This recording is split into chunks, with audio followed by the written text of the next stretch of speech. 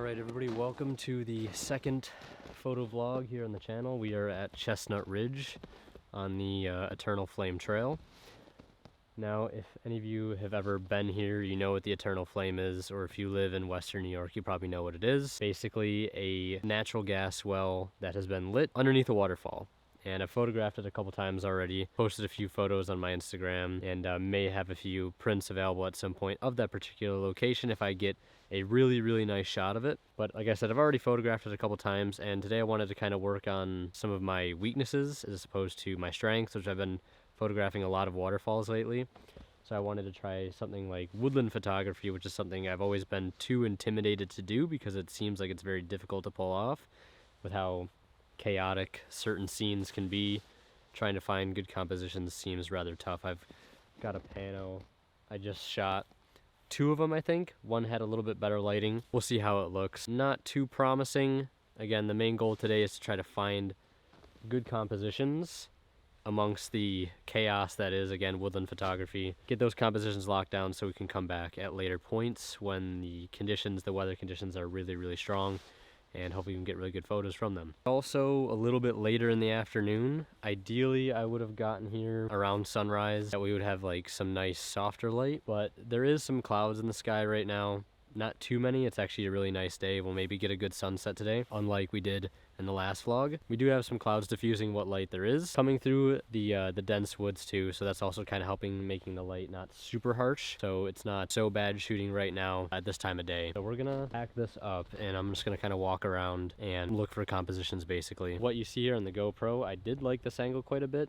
There was a lot of light coming through just a few minutes ago, and the shadows casted by these trees are making some nice lines. I did like that, and it might come back here in a moment, so I might turn my tripod around and shoot out this way and see how that looks.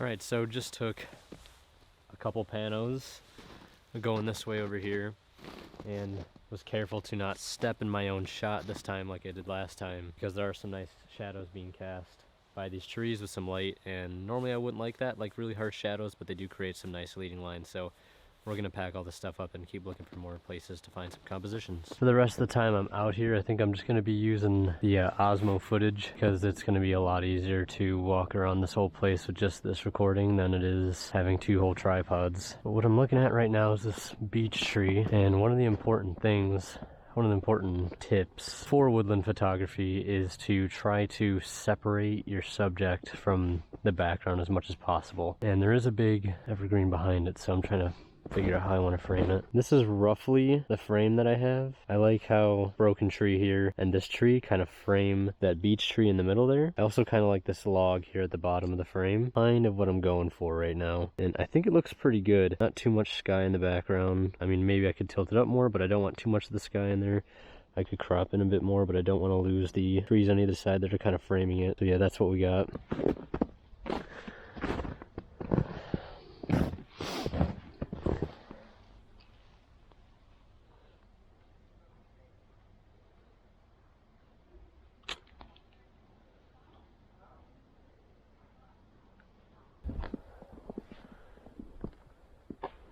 Again, like, this is a spot I thought I would like, but there's just so much going on. It also doesn't help that there is no foliage on a lot of these trees, except the hemlock and the beech. I assume most of this is hemlock because we're near a waterway, but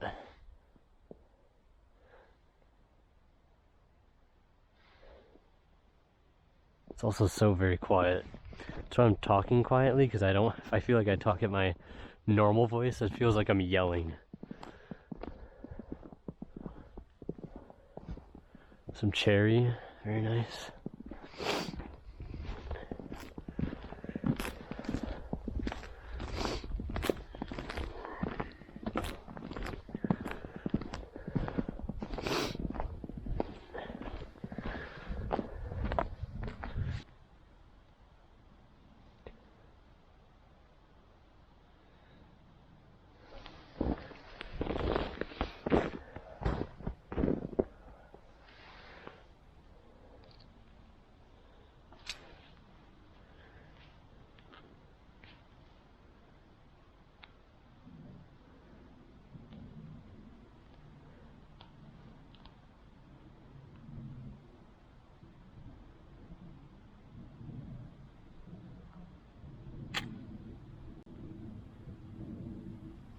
I think for right now, for just scouting potential compositions, it's going to be better and easier just to be handheld.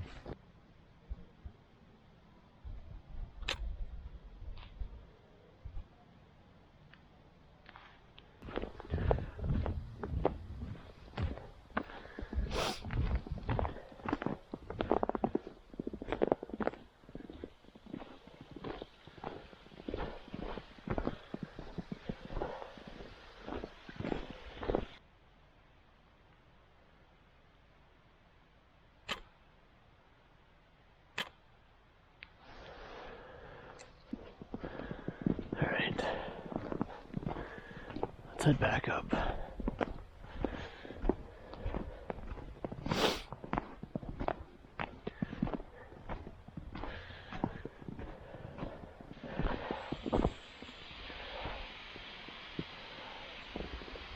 Oh, that's the Eternal Flame Falls right there.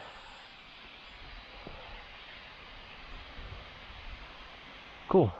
One of the other reasons why I wanted to explore this genre more was mainly because I've always felt up until this point that I was very restricted as to when I could go shoot photos and where, mainly because I like shooting sunrises and sunsets because of the epic skies and things like that, and clouds, which is still really great. I still really like that. But when you get those days where the weather is terrible, it's foggy, it's rainy, it's snowing, you know, no prospect of a good sunrise or sunset, to be able to adapt and do something completely different and still come away with a really nice shot, you know, trying to not be a one-trick pony.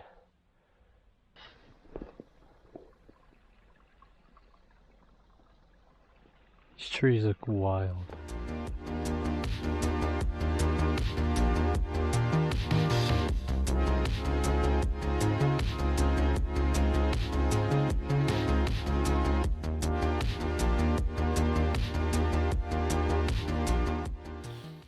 Alright, so it's just about 4 o'clock right now. Shot a couple of panos of the scenery here already. Got some time to actually film some B-roll, which is something I wanted to do in the last vlog, but I just now remembered to do it, so that's good. But I think that's all I'm gonna shoot in this location for right now. I like it. Maybe the shots we got with the light on it from the setting sun, maybe I'll like those a lot, but I'm not too hopeful. This would be a really good spot to possibly come back to in the morning, because all of the sun will be coming up from over there, maybe casting some rays through all of these really cool looking trees. But I think I'm gonna pack everything up and get out of here in time to be able to go to a sunset location. I'm hoping we can at least get a good sunset location today, because it looks like we should, but that doesn't mean we will, right?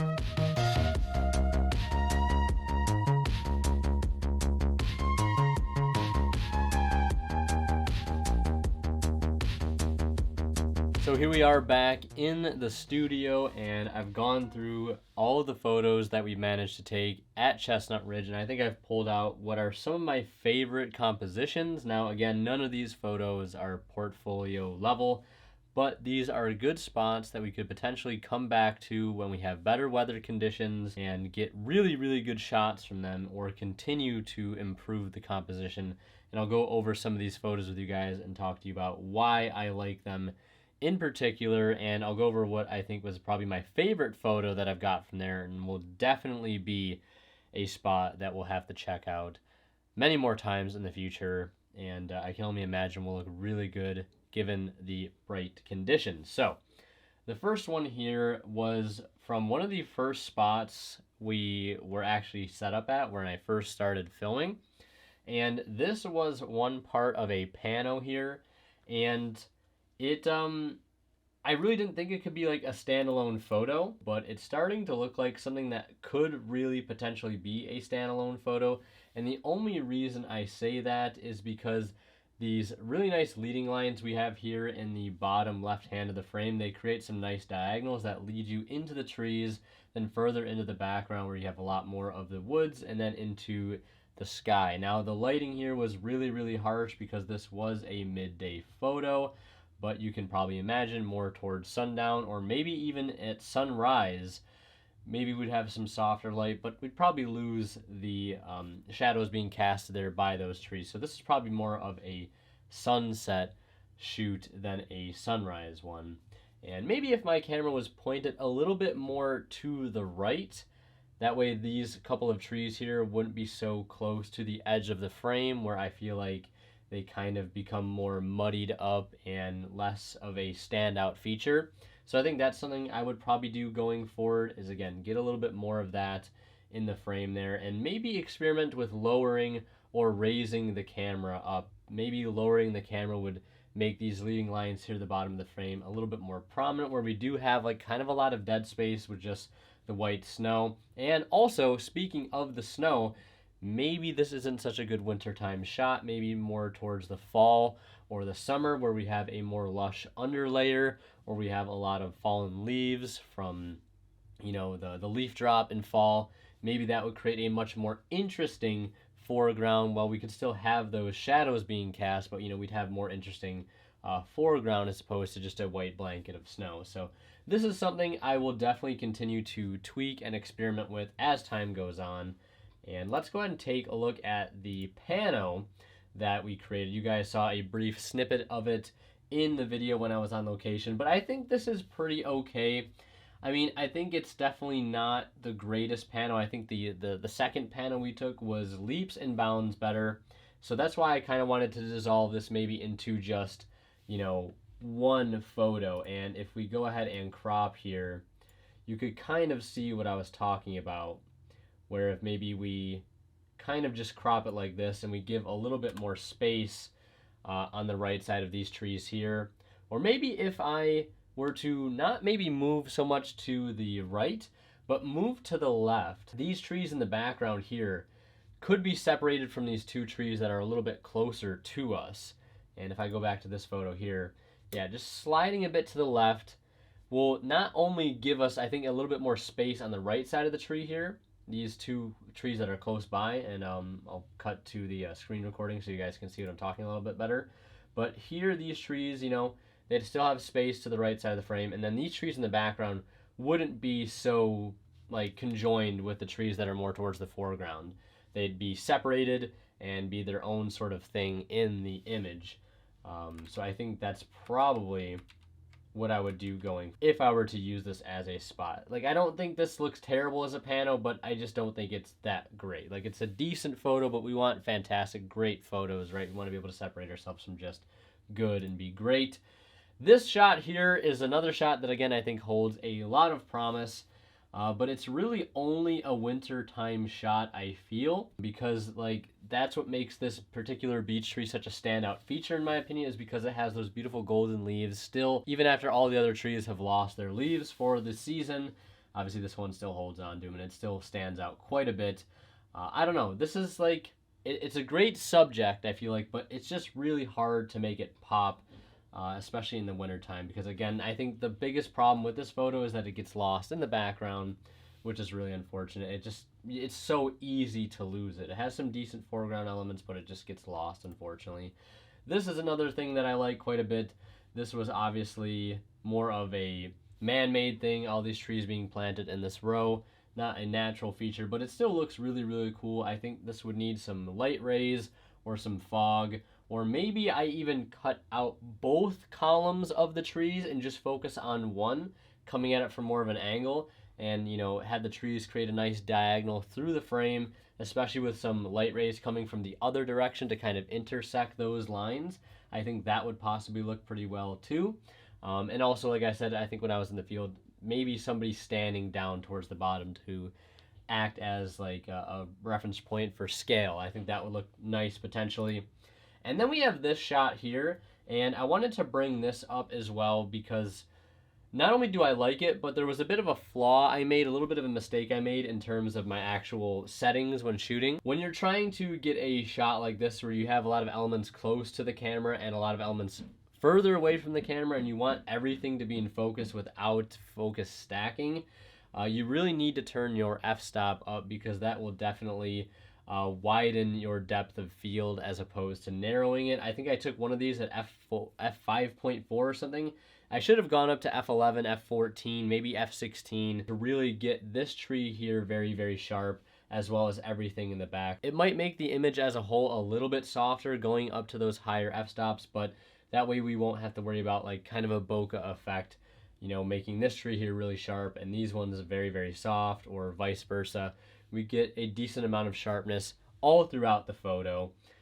So that was one mistake I made. This one I shot at f9, but like I said, it should have been maybe shot at higher f16, maybe even f18 to really get everything tack sharp when we have these really close elements. But I like this photo quite a bit because we have these two really big, I think they might have been red oak trees that kind of slant off, creating these nice diagonal lines. You know, one on this third, this one on, you know, the middle of the frame, and then this tree over here, kind of making some nice lines and kind of balancing the photo. I think maybe even if you cropped it, right, you'd have this photo in this part, or this tree in this part, this tree, and then this tree, kind of creating some nice, you know, features in the shot. And then you also have the hill in the background, creating another diagonal line. So this is something I kind of would like to work on and experiment on. Maybe again, like I said with one of the first photos we looked at, being there in the fall or in the summertime would be a little bit better, because the white snow does create, again, a lot of dead space here in this bottom right part of the frame. And then the last photo here that I actually like quite a bit. I didn't really think I liked it that much in camera right when I was shooting it, but, you know, looking at it just now when I was looking through all these photos, I really do like this shot quite a bit. The leaves here kind of create a nice element. I thought they might be distracting, but I think they just add some nice color. We have this beautiful dark cherry tree here, and then I think what maybe might be another oak tree, or maybe a hickory tree. It's probably an oak, but they create these two dominant features in the frame. This one was shot at f4.5. I should have shot this one at like f16. I kind of like how prominent this cherry tree is, but then you kind of have that bokeh effect. I would have liked to have maybe all of this in focus. And then we have this sort of bundle of trees down here on the right side of the frame that create those three pillars in the shot.